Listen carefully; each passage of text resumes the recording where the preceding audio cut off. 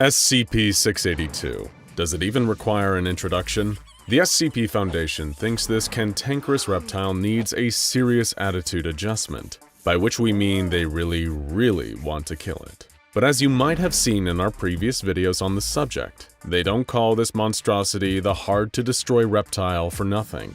That's why we've done what the Foundation isn't allowed to. We outsourced the dirty job of squashing this lizard to all of you. We made a community post asking for your ideas on how this scaly abomination can finally be destroyed, and you delivered big time. A truly staggering amount with over 6,000 comments. Now let's see if we can finally get our answer, because believe us, the Foundation is desperate at this point. I don't know what to write for a name said. The most effective way that Dr. Bright approves of: chainsaw cannon. As awesome as a chainsaw cannon would probably be to use, it sadly wouldn't be very effective against SCP-682. Chainsaws are blades, and we know from the termination test logs that blades have been ineffective. Even when SCP-682 is chopped up into tiny little pieces, those pieces have a nasty habit of reforming into the big, ugly monster we all know and fear. Awesome Cardinal said, the SCP Foundation could try to bring it to the void in Russia where the pattern screamers are. This was a popular idea, and the Foundation actually tried this. The SCP being referred to here is SCP-3930, a big old pile of nothing in Russia that causes things inside it to stop existing. When they threw SCP-682 inside, it technically did stop existing. Despite this, it could still be perceived, and still cause the deaths of all surrounding researchers. 15 hours later, it just reappeared in its containment chamber, apparently totally fine. You can probably see why the Foundation is frustrated by this thing. Score Crow and friends said, "Black hole. Need I say more?" You may need to say a little more.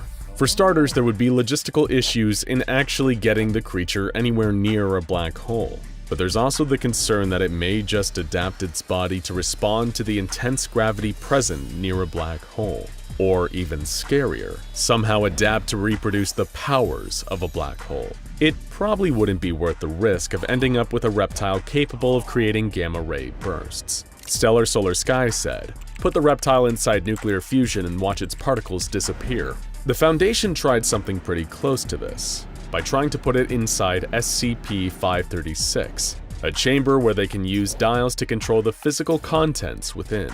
They increased the speed of light and nuclear force within the chamber, which caused SCP-682 to disintegrate until all that was left was a piece of matter 1% of its original size. However, the creature then reformed and killed the researchers. Later tests showed that its body had become an unknown form of matter, held together by quantum effects impossible to unravel with our current understanding of science. Brea Fun said, "So you know that coffee machine thing that is $2.94? Type in 682 killing substance and then repeat that until you have enough to fill its entire room, then fill it." They did actually try this, and the resulting substance was effective in damaging SCP-682's tissue. However, the one problem is that it's extremely difficult to produce enough of this stuff to actually submerge the creature. Worse still, if enough was made to cause significant damage to the body of SCP-682, it may adapt to the chemical as a defense mechanism, making it ineffective as a weapon.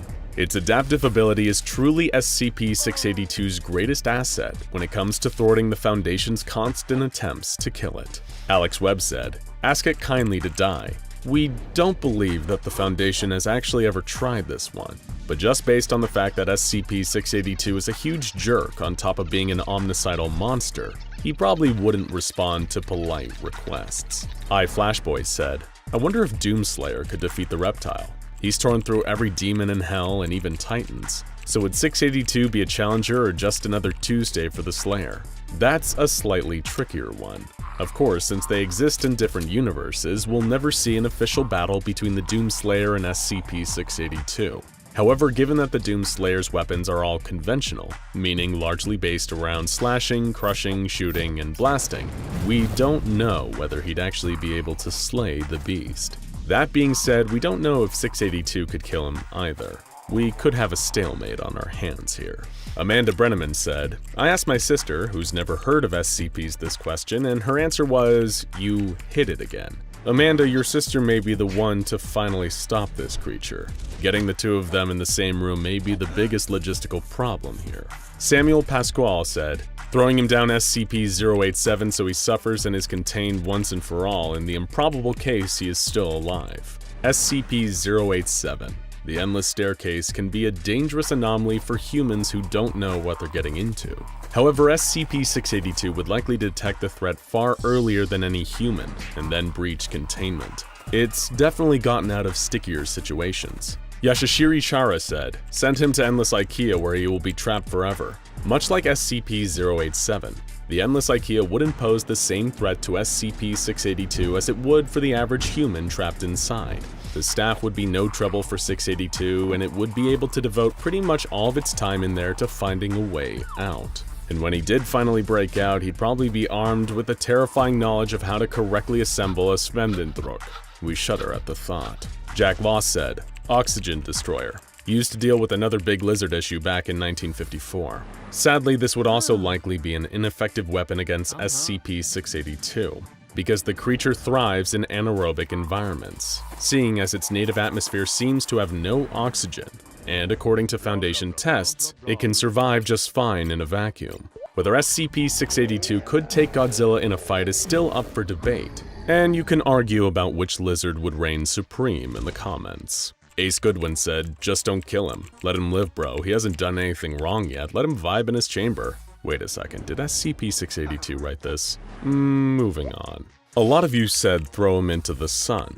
While the sun is a gigantic nuclear furnace where hydrogen is built into helium at a temperature of millions of degrees, there is the issue of not only being beyond difficult to incapacitate the creature for long enough to get into the rocket, but also the problem of the sun being 93 million miles away from Earth. It's a long trip there no matter what, and during that time SCP-682 would almost definitely figure out a way to return to Earth. It might even rewire the rocket and turn it into its own personal vehicle, giving it the freedom to cause chaos around the solar system. And even if everything else went well, SCP-682 would still probably survive being thrown into the sun.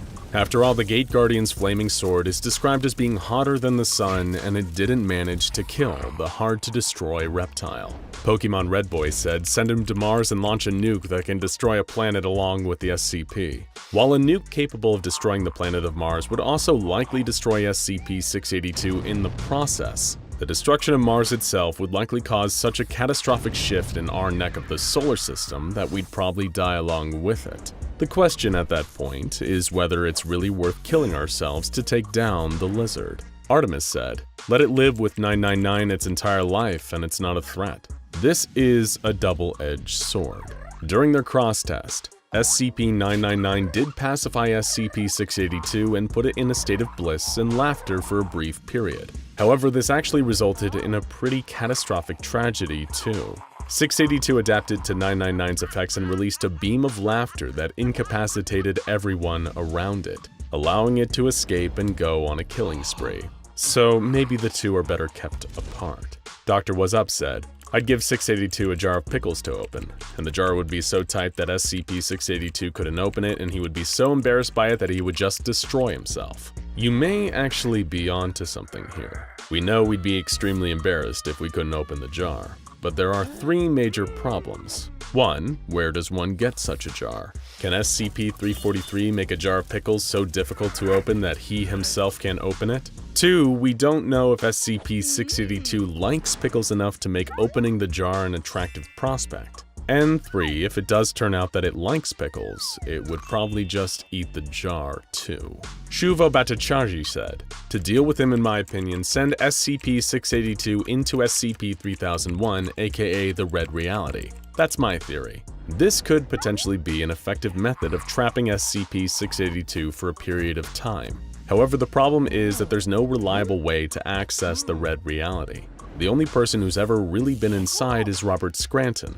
and he ended up there completely by accident. So this doesn't seem to be a reliable neutralization method for SCP-682. Adding to that, the panel that Dr. Scranton was transported to the Red Reality with eventually came back, which means it might only be a temporary solution anyway. Mistake to Society Yay said, can someone ride SCP-682 without them dying? This isn't technically about neutralizing SCP-682, but it deserves an answer. While it appears that some people are able to ride 682, such as SCP-053 the Little Girl, and 05-6 aka the American in the Ouroboros cycle, he doesn't seem to enjoy it. At least he didn't when SCP-082, better known as Ferdinand the Cannibal, attempted it. Of course, Ferdinand describes their relationship quite differently, insisting that 682 is his Bayard, his magical steed. Laura Garcia said, "Chop it up, put the pieces in a giant bowl with egg beaters, stirring it constantly so it can't reanimate. Keep it kinetically moving so it doesn't ever have the rest time to reform. Giant egg beating machine to prevent reformation. Killing it would take a Rigel sunblast to stop it from reanimating itself." This has got to be one of the most creative ones we've encountered. Even Dr. Bry probably wouldn't think to use giant whisks on the beast. However, it probably wouldn't kill the ordinary creature for good. As we've said before, not only has the beast regenerated from things as hot as the sun, he's also able to remanifest from the tiniest atoms, or even nothing at all. On the plus side, he may reanimate with a new super whisking ability, and could potentially give SCP-5031 a run for best cook and containment. Sheikh Ben Yakar said, "I think they need to explode him from the inside because maybe there's one spot in his body that isn't invincible, and if they hurt it, SCP-682 will die."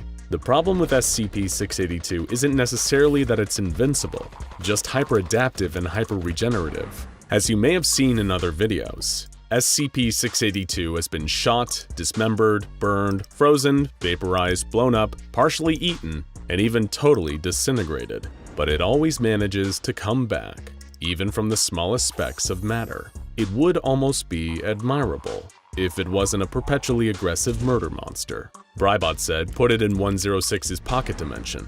This actually happened once during a containment breach, where the old man as well as SCP-953, the polymorphic humanoid, ended up in 682's cell. SCP-106 dragged them all into its pocket dimension for a bit of the odd ultra-violence, and when they emerged, it was clear that they'd all taken considerable damage. SCP-682 wasn't killed though, and 106 hasn't tried anything like that again since. Non-player Cactus said, "Trick him into killing John Wick's dog." To be fair, if anyone could take this monster down, it'd probably be John Wick, though SCP-682 might be too smart to actually kill his dog in the first place. And if he did manage to best John Wick, well, we hate to think what a 682 with the martial prowess and gun skills of John Wick would be like. Actually, no, we don't hate to think about it because it would be awesome. These are just a little taster plate of the huge and varied potential murder methods you've devised for this terrible creature, but there were just too many good ones, so we'll have to save the rest for another day. Which means it isn't too late to tell us yours. Let us know your idea down in the comments. And make sure to subscribe, turn on notifications, and keep an eye on our community tab, so you can be part of the next video. Now check out SCP-5031, yet another murder monster. And SCP-682, Ways SCP Foundation tried to kill Hard-to-Destroy Reptile, for more on monsters kept under the Foundation's care.